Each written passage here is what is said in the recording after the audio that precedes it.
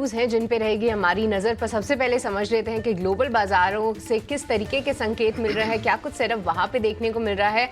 और अजय, देखिए कल तो भारतीय बाजार कमज़ोर रहे पर ग्लोबल बाज़ारों में कोई खासी गिरावट नहीं देखने को मिली। एक मैक्रो डेटा ज़रूर था, हम इन्फ्लेशन के डेटा का वेट कर रहे हैं, पर आप किस तरीके से सेटअप देख रहे हैं? देखिए, यूएस मार्केट में एक मामूली नरमी दिखाई दी है, कोई बहुत बड़ी गिरावट नहीं है। इनफैक्ट जो जीडीपी डेटा के आप जिक्र कर रही थी वो बाजार के लिए एक्चुअली पॉजिटिव है। मेरे को लगता है बाजार एक दो दिन के गैप के बाद इसे समझेगा, क्योंकि थोड़ी सी नरमी अगर यूएस जीडीपी में आती है तो इसका मतलब ये कि इन्फ्लेशन घट रहा है।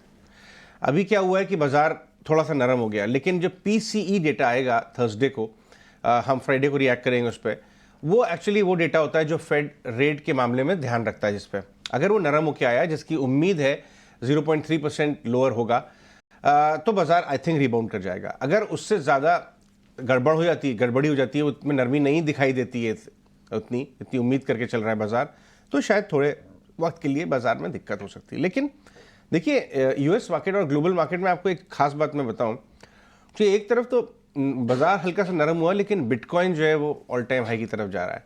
वो एक्चुअली ज़्यादा अच्छा एक गेज बन गया है कि रिस्क ऑन है ग्लोबल मार्केट्स में। इस समय लोग ट्रेडर्स लॉन्ग करना चाहते हैं, डिप्स को खरीदना चाहते हैं। इससे ज़्यादा यूएस मार्केट से भी बहुत ज़्यादा ट्रेंड नहीं मिल रहे हैं, लेकिन यहाँ पे काफ़ी अलग अलग ट्रेंड्स बन रहे हैं भारतीय मार्केट में।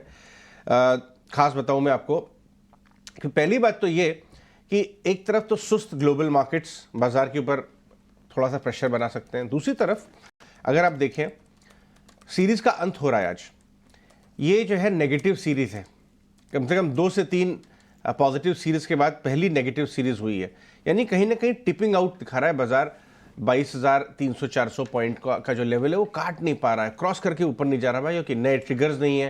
हालांकि डीआईएस की बाइंग बरकरार है, लेकिन बाजार में ट्रिगर्स होते हैं जो खींच के आगे लेके जाते हैं, उनकी कमी है।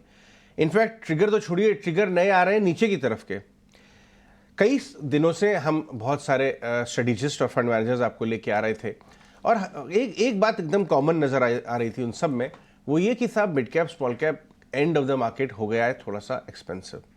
कल हमने रेगुलेटर की तरफ से भी एक कदम देखा। एम्फी का लेटर आपने देख ही लिया होगा अभी तक, जो एसोसिएशन ऑफ म्यूचुअल फंड्स की, उन्होंने भी अपने मेंबर्स को बोला कि ज़रा एक बार ठीक से देख लीजिए, कहीं ना कहीं फ्लोज को चेक करिए और रिस्क पैरामीटर्स को चेक करिए। कल सेबी ने ये बात कही है। इसीलिए अगर आप देखें डेज लो पे बाजार बंद हुआ। Mid cap small cap index भी आपके पास आएंगे बारी बारी से। ये जो सेबी की एडवाइजरी है, कोई बहुत बड़ा पैनिक करने वाली बात नहीं है सृष्टि, लेकिन ये ऐसा भी कुछ नहीं है जो इन्वेस्टर्स को नहीं मालूम है। उन्हें मालूम है स्मॉल कैप मिड कैप जिस हिसाब से रिटर्न दे रहे हैं और जिस हिसाब से आसान हो गया था पैसा बनाना मिड कैप स्मॉल कैप में, वो हमेशा नहीं चलता है।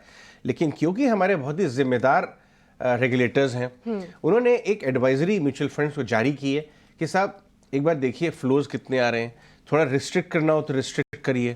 हमने 2 फंड्स में ऑलरेडी रिस्ट्रिक्ट होते हुए देखा था, टाटा और निपॉन में, जिन्होंने खुद से कर लिया था। शायद कोटक की भी अब कोटक की बात आ रही है, फ्लोज वो रोकेंगे। पर अजय, मेरा एक और सवाल था। देखिए, मार्केट के महारथी जो हमारा सेगमेंट है, पिछले 3 दिन से देवीना मेहरा, गौतम शाह, ये सब जितने दिग्गज आए, उन सभी का कहना था कि स्मॉल कैप मिड कैप में फ्रॉड है। अब रेगुलेटर की तरफ से भी ये कुछ वॉइसेस आ रही है, पर क्या ऐसे में आपको लगता है कि लार्ज कैप्स की तरफ ध्यान देना चाहिए? देखिए, बाजार जब ये जो एडवाइजरी आई है, ऐसा नहीं है कि मिड कैप स्मॉल कैप घट गए और लार्ज कैप डेज हाई में बंद हुए। अगर आप देखें निफ्टी और मिड कैप सभी कुछ जो है एकदम डेज लो के करीब बंद हुआ है। तो जब मूड खराब होता है बाजार का, या मूड एक बार बिगड़ जाता है, तो वो पूरे बाजार के लिए हो सकता है। तो 1-2 दिन बाजार में बहुत ज़्यादा अग्रेसिवली ट्रेड ना करें, थोड़ा सा साइड में देखें बाजार किस तरह से बनता है। एडवांस डिक्लाइन का मैं डेटा आपको निकाल के लाता हूँ, मेरी रिसर्च टीम ने बनाया है, और नंबर ऑफ स्टॉक्स जो अपर सर्किट पे रहते थे, अपर और डाउन सर्किट पे रहते थे, उनका एक रेशियो निकाला हमने। तो वो आपको वो नज़र ये आ रहा है देख के कि करीब 15-20 दिन पहले ये टॉप आउट हो गया है।